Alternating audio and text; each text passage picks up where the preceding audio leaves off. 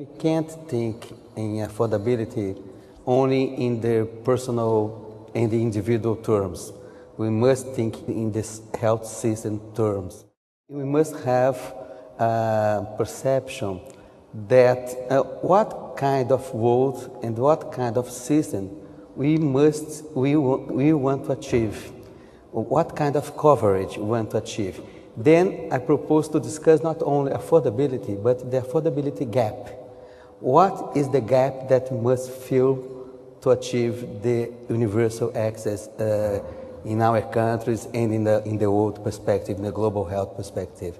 And technology is at the same time an opportunity and a threat. It's an opportunity because new products, new technologies.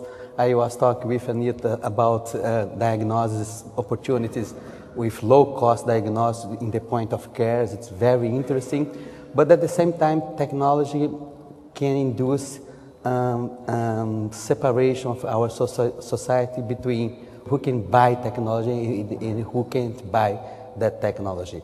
Then I propose to, as an initial discussion, that we must prioritize the research agenda, not in the end of the process, after the clinical tests, but we must ask the question first to induce the research agenda. I think nowadays you can't separate universal coverage, affordability, and technology. It is part of the same game and of the same game changers.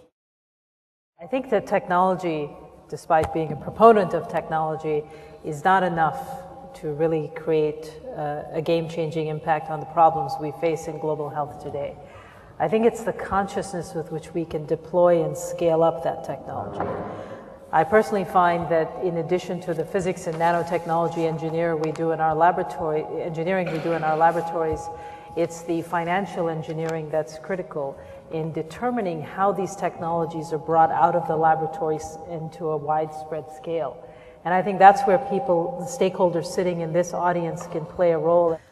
What I find is that we need some fresh thinking in our commercial business models, because the traditional thinking in the pharmaceutical and diagnostic industries have been maximizing profit margins, which may mean focus on niche markets that give you a quick ROI.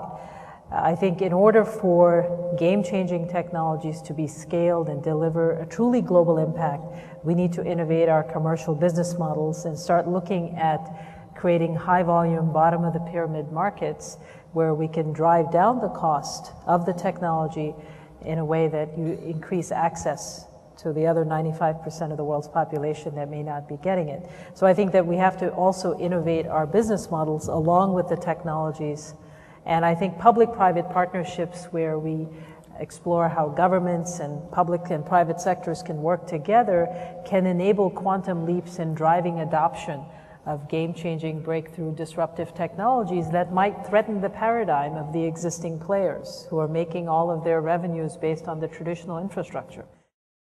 I think some of the things for me that were important was this concept of convergence, the social process, the issues that where we know it works, can we scale it? But I want to leave you with two things.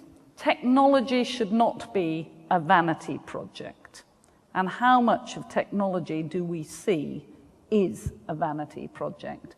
And as we talk, just wonder, is the technology we're talking about that link that one of our colleagues made between health and development, or is it more about vanity? And have we got the social processes and the ownership of the public to pull into practice what it is we're talking about?